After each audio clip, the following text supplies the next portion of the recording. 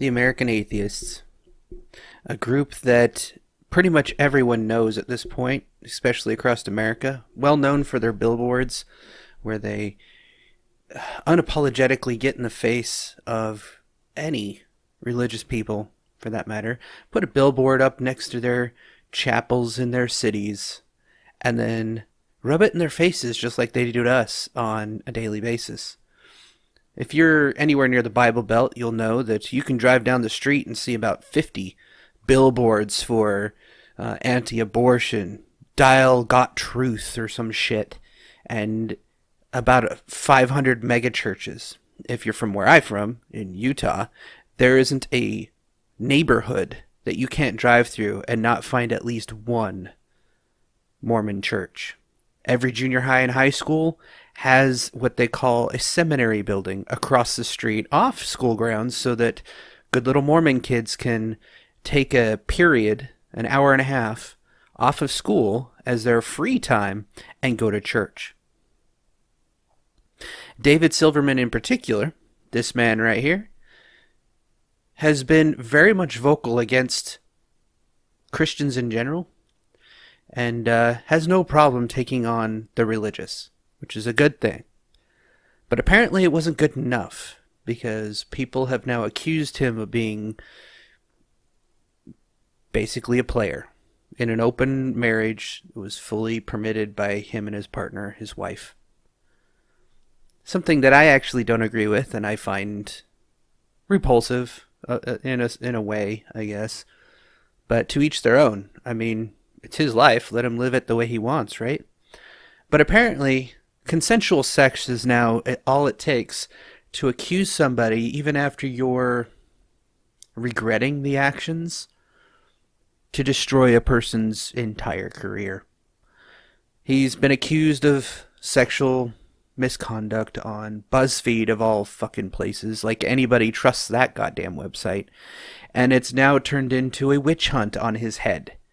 There's been plenty of videos, go look those up, that pretty much try to shame him in rather disgusting ways, to be honest.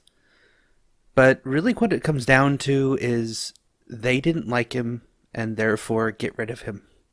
Why? Because some people accused him of things that were consensual, but because they regret it now or find it problematic because they're ardent feminists, he's now destroyed. And this is where I have an issue. He said that he defines himself as a feminist himself. So these allegations, these charges should come as no surprise. He is a feminist after all. He now must listen and believe his victims. He has no choice. He's chosen this path.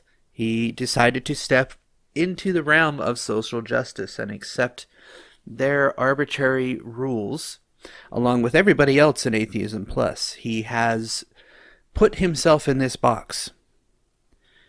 So, because he has been ousted from his own organization that he was running, no less, he's now faced with who knows what. I have no idea what he plans on doing. Maybe fighting it. What good will that do? I don't think that they'll put him back in because they have a board of directors that are all social justice warriors. And because they will listen to the victims before believing him, he's doomed. He's screwed. Perhaps it is time for David. Oh, Mr. David, I know that I've met you. It was briefly. And I hope maybe this might get to your ears, but perhaps you should start reconsidering the social justice movement as it stands and the power that they wield. Perhaps the Atheism Plus social justice commentary where they witch hunt anybody that they don't like. If somebody comes out and accuses them of things that may be true or may not be true, it doesn't matter because the accusation is enough to destroy you.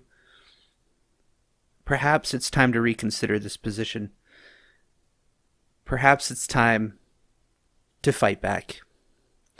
I hope to have a rational conversation with him one of these times about his position here, what's going on, and bring him on my podcast maybe, if this ever reaches him. I doubt it will, but we can hope.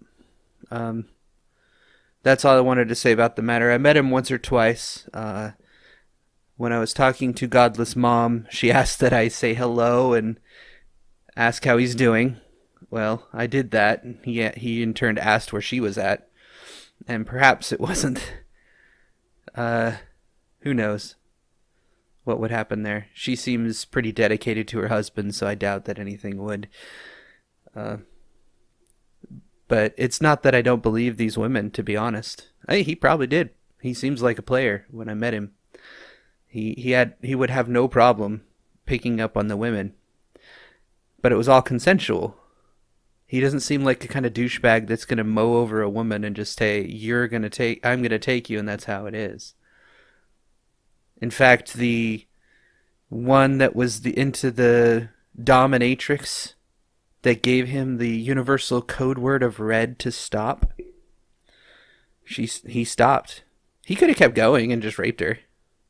And then he would probably have rape allegations. But he stopped. Why would anybody who has decency not stop? Clearly he does have some, and he realized that, maybe he went too far. He was being rough with her because apparently she likes that type of thing. But whatever. It's none of my business, really.